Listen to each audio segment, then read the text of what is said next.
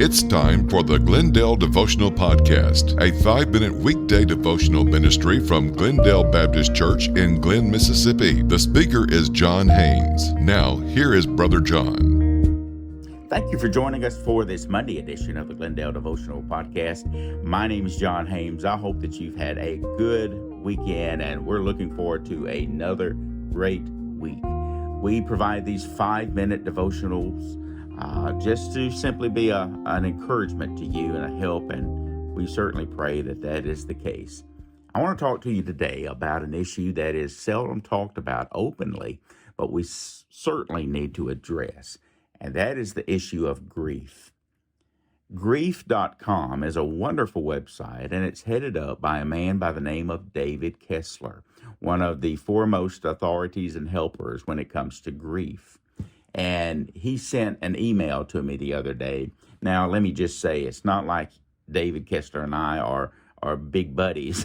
He doesn't even really know my name other than the email list that I signed up for. But it's some wonderful emails that help in processing your grief. And I may be talking to someone today, and boy, I tell you, you are really struggling with your grief, with your mourning. Someone has once said, grieving is what you feel, mourning is what you do. I want you to know that you are not alone. The email says, I'm just going to read an excerpt. It says, we live in a grief-illiterate society. Because people so seldom share their true experience of grief, we really don't know what to expect. Grief awareness is so important. David Kessler writes, recently in my online grief community, Tender Hearts, we had a conversation about what no one tells us about grief. Community members shared their experiences, and I want to share some of those thoughts with you. So the email goes on to detail what no one tells us about grief, and one of those things is that grief is isolating. Now, there's lots of people that surround us and say, hey, I'm praying for you, I love you, I care for you.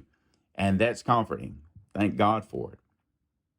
But when we deal with our grief, it rests upon us as individuals, and it can seem to be quite isolating. We may think that nobody really understands our dilemma. They don't understand our great sadness. And we may even become, kind of bitter because we may seem to think that nobody cares. I want you to know people do care, but that grief can be very isolating.